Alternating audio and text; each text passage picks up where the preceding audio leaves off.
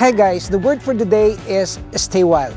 What I mean is that when you have a dream, you have to maintain the vigor, the fervor, the enthusiasm. Because if we will lose that, then we lose out of track, meaning we cannot attain our goal. And this integrated farming had been very successful now, I should say, because we persist, we persevere, despite of the odds, despite of the circumstances.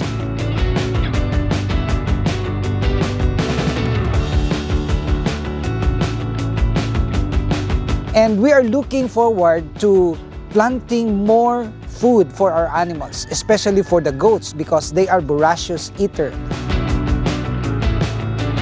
And in my previous video, I shared with you about the use of this Madre de Agua. This is a miracle tree. And this Madre de Agua, as I should say, is one of the best sources of protein for our animals. Be it the pig, be it the turkey, the geese, everything. They can eat that, even the catfish. And I promised you in our last video that I will teach you, or maybe share something, how to plant our Madre de Agua. And planting Madre de Agua would be the part of the content for this video. And come on, let's go over there and we will cut some branches.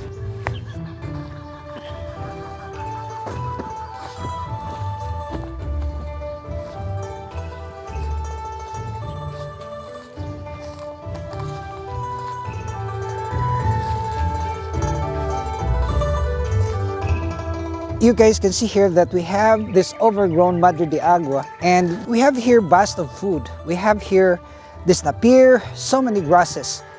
But this Madre de Agua is one of the ingredients for our success, because this is high protein. And planting branches of this Madre de Agua would help us a lot to become secured in our food for our goats. When the rainy days comes, this will be of great help because we cannot pasture our goats. So we will just cut the leaves of this Madre de Agua for our food.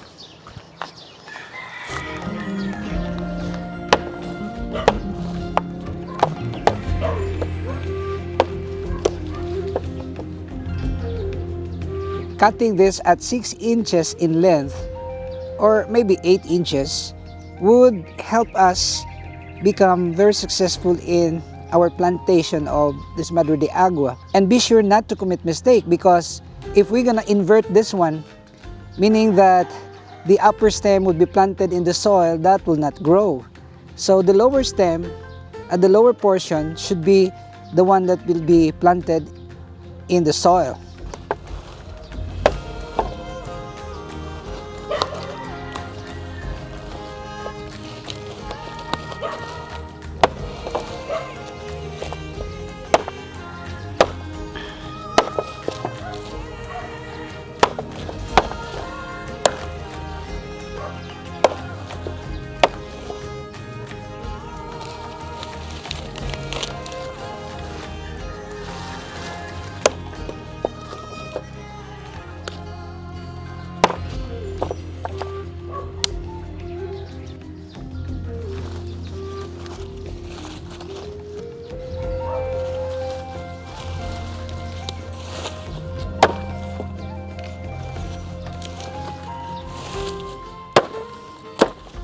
So you guys can see that we have dozens of these branches that we have cut. And I would like to emphasize this very important thing.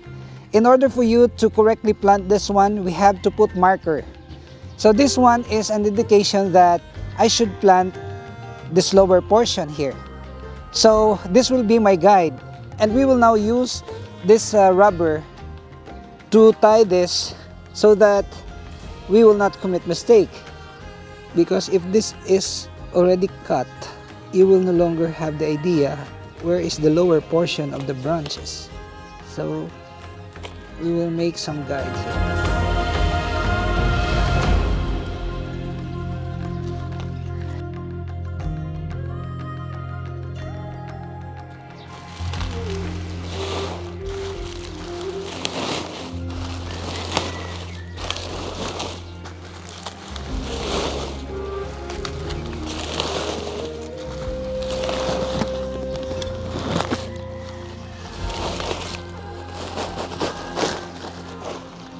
So we are ready now. We will proceed to the goat house. We will give the sleeves to our goats, and then we will plant this one, and I will share with you what kind of soil we're gonna use right there. Come on, let's go.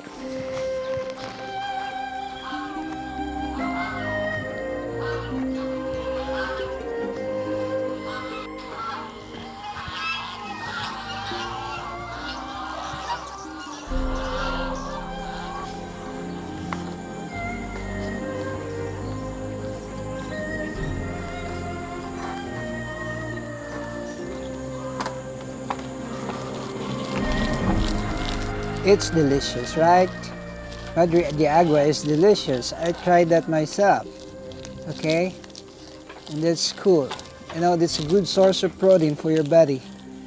That's why Rudy is very intelligent, because these goats will not eat grasses or food that are not good for their bodies. No. No. Okay. That's good. Wow. I really want to get it from the source.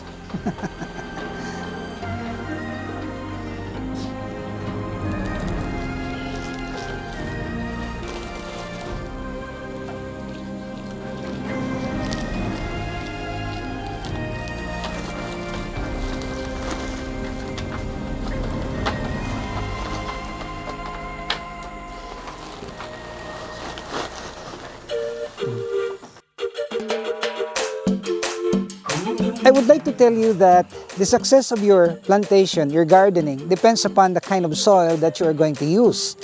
And what I mean is that you have to use the good soil.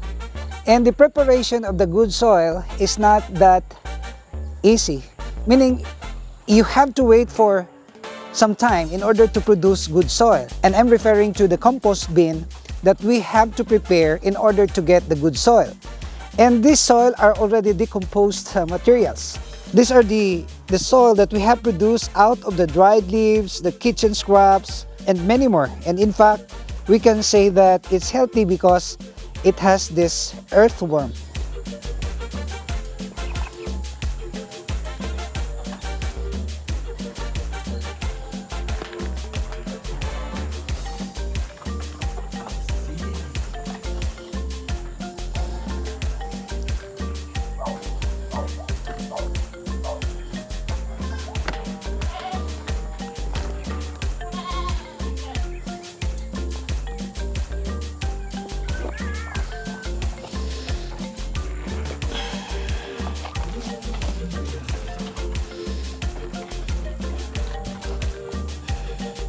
So we are now set to plant this Madre de Agua branches, and you will note that the soil that we have used here are good soil, and you will further note that we have made a marker here.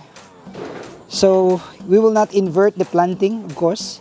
So we will plant this one like that, just like that, and then maybe we can put some 2 or 3, and as soon as we can see that the leaves are already sprouting, that's the time that we can plant them directly to the soil.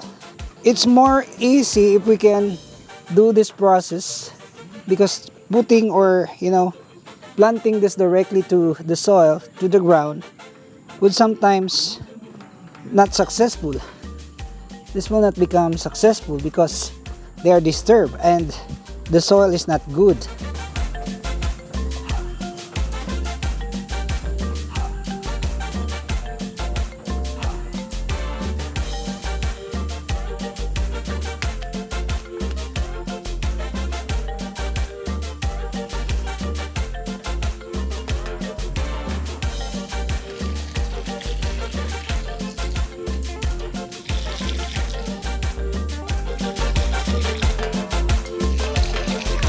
So my intention for this year is to be able to plant at least 1,000 stems of this Madre de Agua. And I'm planning to give this for free to our subscribers. If you can visit here and you will manifest your intention to ask for the seedlings of this Madre de Agua, well, I can give you. And this is my contribution to the farmers here in our community to plant more of this Madre de Agua.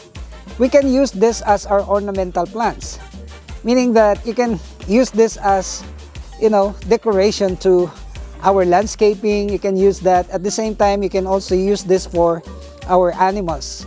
And this is my encouragement. If you have idle lands or barren lands, you can use that. You can convert that into a productive one by planting Madre de Agua. What is important is to just put them in an exclusive place that's not directly hit by the sun while they are still sprouting the roots. And once the root system is already in place, meaning that we can already see some new leaves coming out, then that's the time that we can, plant them directly to the soil. They're not hardy actually. They're easy to plant. Through cuttings, you can do this in a massive scale. So this is our sharing, and I hope that you will be enlightened and encouraged by this video.